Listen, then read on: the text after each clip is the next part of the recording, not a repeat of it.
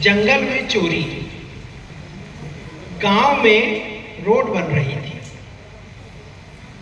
बस्तर के उस गांव में एक पुरानी कच्ची पक्की कुठरिया थी जिसे रोड बनाते समय ठीक ठाक किया गया था। उस कुठरिया में ट्रकों में भरकर आया सीमेंट रखा गया था। जब रोड बननी चालू हुई तो रोज बैलगाड़ी में लाद कर सीमेंट के बोरे रोड की तरफ ले जाए जाते। सीमेंट से रोड पर बने कुछ पुराने धुराने पुल ठीक किए जा रहे थे। सीमेंट रोज भेजा जाता था। ठेकेदार कभी कभी आता, कोठरिया के भीतर कमर पर हाथ रख खड़ा होता। वह ठिगना काला आदमी था, लस्त और मोटा, आलसी और ठस।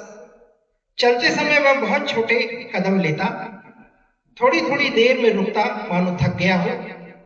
हाथ तो उसके हिलते ही नहीं थे। वह बहुत कम बोलता, सारा काम आंखों से करता। आंखों से ही गोदाम के हालात जांच लेता, देखकर ही सीमेंट की बोरियां गिन लेता। वह देखकर जानता था, उसकी चेतना नजरों की चेतना थी। एक बुजुर्ग ठेकेदार के साथ काम करता। बुजुर्ग बस्तर के जंगल का बुजुर्ग था। बुजुर्ग का डील डॉल थकान भरा था, मानो अभी अभी कोई कठिन काम किया हो। उसके सफेद खिचड़ी बाल कंधे तक थे। गर्दन और माथे की झुर्रियों में पसीने की सफेद लकीरें दिखती थी। इसी बुजुर्ग ने ठेकेदार को बताया कि कुठरिया में रखे बोरे गिनना समय की बर्बादी है। वह बताता कि इन जंगलों में कभी चोरी नहीं हुई। बस्तर के जंगलों में आज तक चोरी नहीं हुई। ठेकेदार को भी बुजुर्ग की बात सही लगी। इस इलाके में उसने कभी चोरी की खबर नहीं सुनी। उसने कुठरिया की बोरियां गिनना बंद कर दिया। कुठरिया अब पूरी तरीके से बुजुर्ग के जिम्मे थी। गांव में जो एकमात्र दुकान थी, वह जंगल के लोगों को मुफ्त में कपड़े बांटती थी। वह दुकान हर चीज की दुकान थी, नून तेल लकड़ी से लेकर कपड़े तक सब कुछ। उन दिनों इसी दुकान में एक सरकारी मुलाजिम अक्सर आता, हफ्ते में 3 से 4 बार। वह मुलाजिम किराने वाले को उन कपड़ों की कीमत अदा करता जो वह जंगल के लोगों को दे देता था। सरकार का हुक्म था कि जंगल के लोगों को कपड़े बांटे जाए। सरकार पैसे देगी, जंगल के लोगों को कपड़ा मुफ्त में दिया जाए। कहते हैं एक दिन उसने किराने वाले को हड़का कर कहा था कि अगर एक भी फटेहाल आदमी दिखा तो वह उसके खिलाफ मुकदमा कर देगा।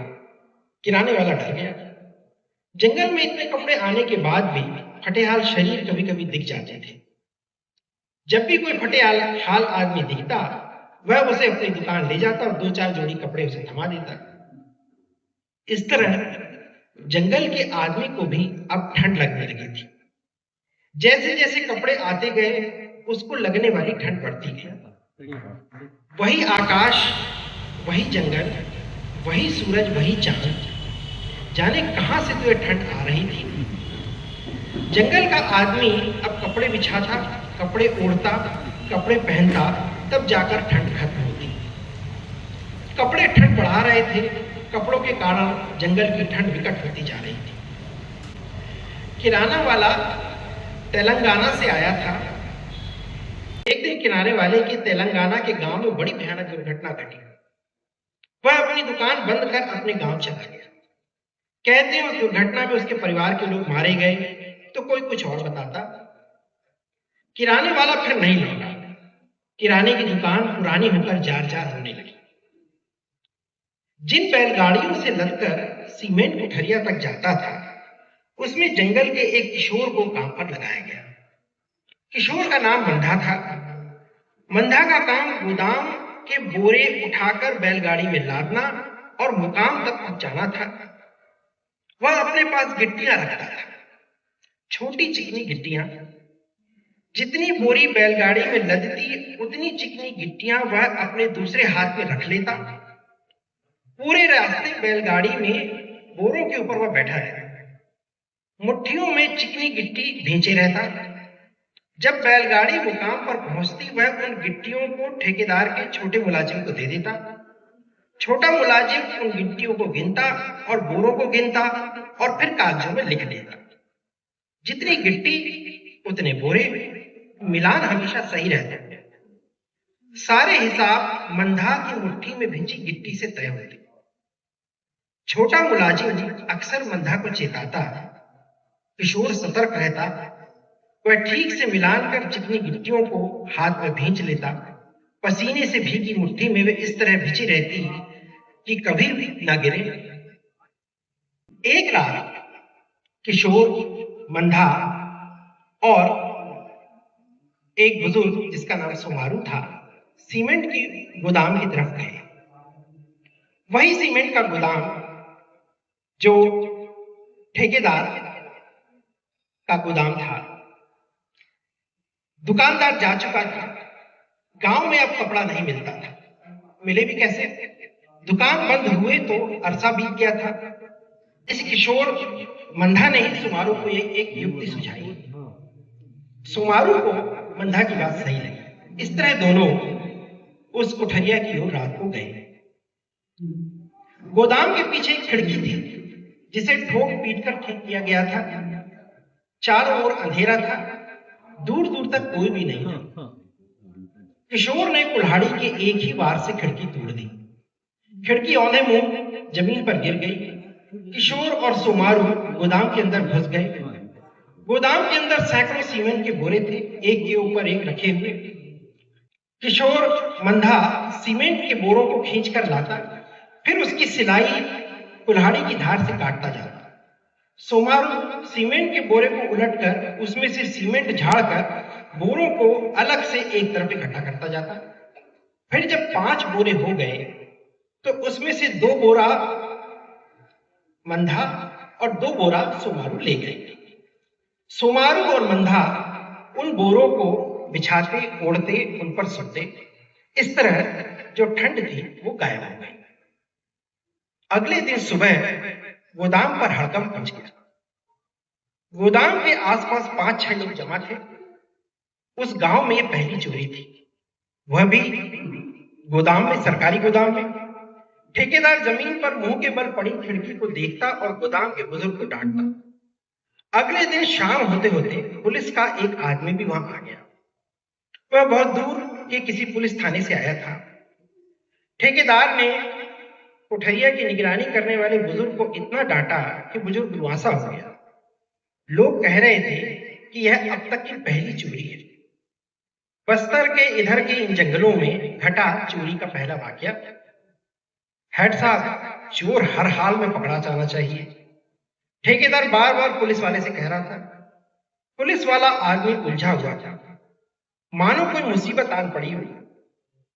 ठेकेदार पुलिस वाले पर झुंझला रहा था। आपको मेरी बात सुनाई नहीं दे रही क्या? भाई, मैं यह देख रहा था कि क्या इस चोरी को चोरी कह सकते हैं? मतलब? ठेकेदार की भ्रुकुटियां तर गई। पुलिस वाला ठेकेदार को समझाने लगा कि देखिए, वो सीमेंट तो यहीं छोड़ गए, वे सीमेंट तो नहीं ले गए ना। यह सीमेंट का ही तो गोदाम है, सीमेंट के बोरों का गोदाम थोड़ी है। सीमेंट के गोदाम से अगर कोई सीमेंट ले जाता तो मामला बनता, सीमेंट के गोदाम से अगर कोई बोरा ले जाए तो मामला थोड़ी बनेगा। ऐसी चोरी पहली बार देखी कि चोर बोरा ले जाए और सीमेंट छोड़ जाए। पुलिस वाला अपने साथ कानून की किताब लाया था। कानून की किताब बेहद मोटी थी। किताब में बस्तर के जंगल के कायदे नहीं लिखे थे। दुनिया की किसी भी कानून की किताब में जंगल के कायदे नहीं। जंगल की सोच, जंगल की नैतिकता, उनके नियम, जिनकी किसी किताब को दरकार नहीं। ये चोरी नहीं है, ये चोरी नहीं है। आप समझिए तो, इतनी ठंड में सिर्फ बोरे की शिकायत। आप खुद सोचिए, बोरे की शिकायत लिखना कितना तो गलत है। मुलाजिम ने जंगल की तरफ देखा। कच्चे रास्ते के पार जंगल अनमना सा था। एक पगडंडी उसमें कहीं जाकर खोती थी। सागौन की धूसर घनी ठुमकियों पर आखिरी शाम की सिंदूरी आभा ठिठकी थी। वहां कोई आवाज नहीं थी। बहुत ध्यान से सुनने पर कहीं बहुत भीतर से किसी पंछी के किर्राने की आवाज आ रही थी। उसने अपने आसपास जमा उन 4-5 जंगल के लोगों को देखा। वे भावहीन थे। बस्तर के जंगल को चोरी का ठीक ठीक पता चलने में अभी समय था। जाने दीजिए ना साहब, पुलिस वाले ने आहिस्ते से कहा। ठीक है। ठेकेदार के चेहरे पर हताशा उतर आई। कोठरिया की देखभाल करने वाले बुजुर्ग बुजुर्ग आदमी ने ठेकेदार के पैर पकड़े। हुजूर, अब तो हेड साहब ने भी मान लिया कि चोरी नहीं है। मुझे नौकरी से मत निकालिए। मेरे छोटे छोटे बच्चे हैं। मंधा करीब 2 घंटे से ये सब देख रहा था। वह काफी पहले ही बैलगाड़ी के साथ आ गया था। वह सिर नीचे किए चिकने पत्थरों को एक हाथ से दूसरे हाथ में उछाल रहा था। वे पत्थर जमीन पर कभी नहीं गिरे। उनका जोड़ घटाना कभी कम ज्यादा नहीं हुआ। बस 5 बोरे, सिर्फ 5, और कुछ भी तो नहीं। वे 5 बोरे कभी भी जंगल के बाहर नहीं आए। उस रात चोरी के बाद मंधा और सोमारू जंगल जा रहे थे। वो क्या था मिट्टी जैसा जिसे हम कुठरिया में छोड़ आए? सोमारू ने पूछा। वे लोग उसे सीमेंट कहते हैं। सीमेंट? हाँ, सीमेंट। इतनी फालतू की चीज है ये सीमेंट। सोमारू ने मंधा से कहा और मुस्कुराया। मंधा भी मुस्कुराया।